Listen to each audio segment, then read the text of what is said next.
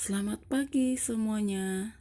Hari ini kita masuk ke subtema 3, energi alternatif dengan muatan pelajaran adalah bahasa Indonesia.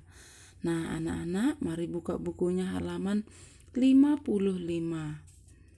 Nah, perhatikan, energi alternatif merupakan energi yang digunakan untuk menggantikan energi fosil. Masih ingat gak apa yang dimaksud dengan energi fosil?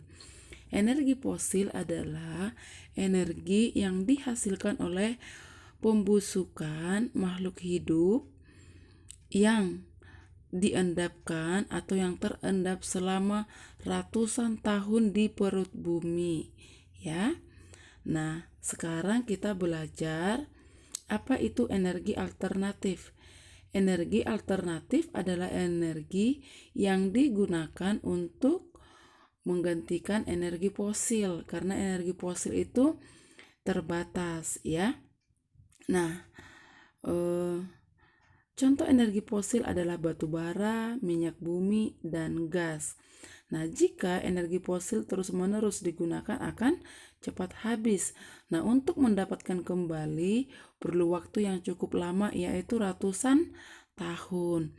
Nah, untuk menggantikan energi fosil tersebut, manusia memikirkan bagaimana cara untuk mendapatkan energinya, pengganti dari energi fosil tersebut. Nah, ditemukanlah energi alternatif.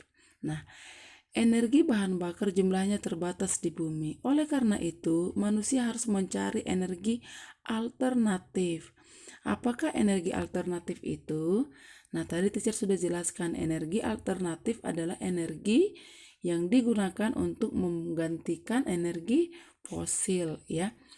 Energi alternatif adalah sumber energi yang dapat menggantikan bahan bakar minyak atau BBM. Apa saja energi alternatif itu? Ada angin, ada matahari, ada air. Nah, ini dia. Coba perhatikan di gambar, ada matahari. Matahari dia juga bisa menghasilkan energi listrik melalui ini, ada panel listrik, ya, panel listrik. Kemudian air juga bisa menghasilkan listrik, ya. Coba perhatikan di halaman 56. Oke. Nah, setelah itu ada angin. Di Belanda untuk menghasilkan energi listrik yang digunakan itu adalah tenaga angin atau tenaga bayu. Anak-anak, mari perhatikan halaman 56. Sebutkan energi alternatif pada gambar tersebut. Gambar A adalah panel surya. Boleh langsung ditulis, ya. Yang B adalah kincir air. Oke, ditulis langsung di bukunya. Kemudian, sebutkan manfaat energi alternatif pada gambar tersebut. Nah, gambar A bermanfaat untuk menghasilkan listrik, ya. Nah, jika panel listrik bisa menghasilkan energi listrik, otomatis manfaatnya banyak. Bisa untuk memasak, untuk penerangan, kemudian untuk beraktivitas lain, menonton, dan sebagainya, ya. Nah, demikian juga kincir air. Oke, langsung ditulis di halaman 56. Oke, panas matahari, gerak air, dan angin atau bayu bisa diubah menjadi energi listrik. Listrik ini dihasilkan oleh matahari, air, dan angin. Oke. Energi matahari dimanfaatkan membuat PLTS, pembangkit listrik tenaga surya, yaitu dengan menggunakan panel surya. Energi air dimanfaatkan membuat pembangkit listrik disebut PLTA, pembangkit listrik tenaga air. Kemudian sedangkan angin untuk PLTB, pembangkit listrik tenaga bayu atau angin, ya. Nah, coba perhatikan halaman 56, sumber-sumber energi alternatif alam. Nah, di sini jelas sekali, ya, ada matahari, ada air, ada angin, panas bumi, dan gelombang air laut. Oke. Nah, coba perhatikan di sini. Teacher sudah buat gambarnya sini, ada PLTS, PLTA, dan PLTB ya. Oke, energi alternatif panas matahari. Ya, berarti nomor 4 ya. Matahari sumber energi panas terbesar di bumi. Selain untuk berbagai aktivitas seperti mengeringkan pakaian, penerangan alami di bumi, fotosintesis, matahari juga dimanfaatkan sebagai PLTS, pembangkit listrik tenaga surya. Panas matahari ditampung di panel surya, kemudian diubah menjadi energi listrik. Nah, coba perhatikan panel surya yang ada di atap rumah yang teacher kasih tanda panah hitam. Nah, panel surya itu biasanya diletakkan di atas rumah. Nah, seperti itu ya. Oke, kemudian kita ke gerak angin nomor 3. Angin biasanya dimanfaatkan oleh nelayan untuk mencari ikan di laut. Angin juga dimanfaatkan untuk membuat kincir angin. Kincir angin digunakan untuk menghasilkan listrik dengan menggunakan kincir angin yang disambung menggunakan generator yang menghasilkan listrik ya. Nah, kalau kita perhatikan di gambar yang teacher sajikan ini, gerak angin dimanfaatkan untuk bermain layang-layang, menggerakkan perahu layar, menggerakkan roda penggiling padi, kemudian pembangkit listrik tenaga bayu. Nah, ini nanti boleh kalian catat ya. Oke, selanjutnya air sebagai energi alternatif ya, berarti nomor 2. Air dimanfaatkan untuk berbagai keperluan. Salah satunya pembangkit listrik tenaga air, yaitu PLTA. Saat ini segala aktivitas manusia tidak lepas dari listrik. Betul. HP, laptop, kemudian apalagi pembelajaran daring ya. Kalau listrik mati, sinyal juga mati, jaringan jadi terganggu seperti itu. Nah, listrik dari tenaga air tidak pernah habis, meskipun demikian kita harus tetap menghematnya ya.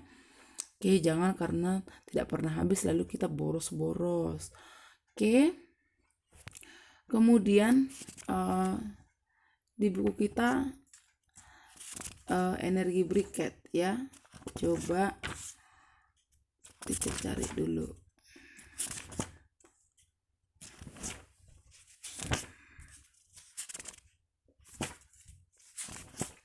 Nah, berikutnya adalah energi briket. Itu ada di halaman 73. Briket adalah bahan bakar pengganti minyak atau bahan bakar minyak. Briket dapat dibuat dari bambu, serbuk, gergaji atau batok kelapa. Nah, kelebihan energi briket adalah mengurangi polusi BBM, mudah terbakar dan tidak cepat menipis ya. Coba perhatikan halaman 73. Briket merupakan sumber energi alternatif. Briket digunakan sebagai bahan bakar pengganti bahan bakar minyak. Briket dapat terbuat dari tempurung kelapa, serbuk kayu, dan sampah organik ya. Nah, selanjutnya kita belajar dari energi alternatif biogas ya. Nah, biogas adalah energi alternatif yang dibuat dari gas atau limbah kotoran hewan. Oke.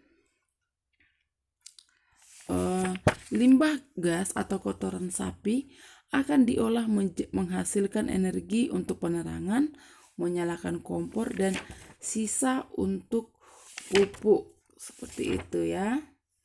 Oke. Nah, perhatikan di sini.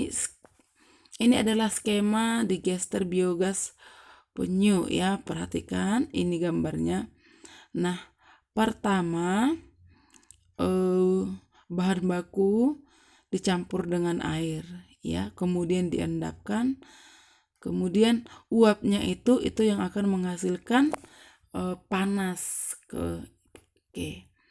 Nah, di sini ada kata kunci untuk materi kita, yaitu ada listrik, angin, generator, dan air serta turbin. Nah, kalian boleh mencatat arti kata berikut ini di buku catatan kalian.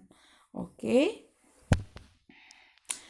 Nah, setelah itu Coba perhatikan halaman 58. Tuliskan informasi penting tentang energi alternatif berdasarkan gambar berikut. Ya, jadi kamu membuat cerita informasi yang kamu dapatkan dari gambar nomor 1. Halaman 58, coba perhatikan. Nomor 1 adalah panel surya. Nah, dari gambar ini apa yang dapat kamu tuliskan? Informasi apa yang dapat kamu tuliskan? Oke, contoh teacher tulis di sini. Gambar nomor 1 adalah gambar panel surya. Panel surya digunakan untuk menggantikan energi listrik, seperti itu ya, untuk menghasilkan energi listrik. Oke, nah nomor 2 ini adalah gambar kincir angin. Nah, informasi yang bisa kita sajikan, negara Belanda disebut negeri kincir angin karena negara Belanda mereka mempergunakan angin untuk pembangkit listrik. Seperti itu. Nah, selanjutnya boleh kalian kerjakan sendiri ya. Nah, halaman 61 perhatikan, sebutkan energi alternatif pada gambar tersebut. Ini diisi saja ya.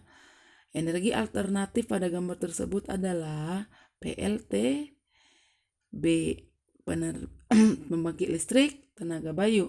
Apa manfaat kincir angin bagi kehidupan? Nah, tadi teacher sudah jelaskan, manfaatnya adalah untuk menghasilkan energi listrik. Oke. Nah, teacher pikir itu saja materinya untuk hari ini. Jangan lupa dibaca semua materi yang ada di sini, yaitu dimulai dari halaman 56, yaitu sumber energi alternatif di alam. Ada 5 di sini, jadi nanti kalian baca semua. Kemudian kincir angin juga dibaca, yaitu halaman 61. Setelah itu baca juga tentang sumber energi alternatif biomasa, halaman 70 ya. Nah, setelah itu tugasnya adalah tuliskan informasi penting yang terdapat pada teks. Jadi tugasnya halaman 71. Oke, itu saja materi untuk hari ini. Terima kasih sudah menonton video ini. Bye-bye.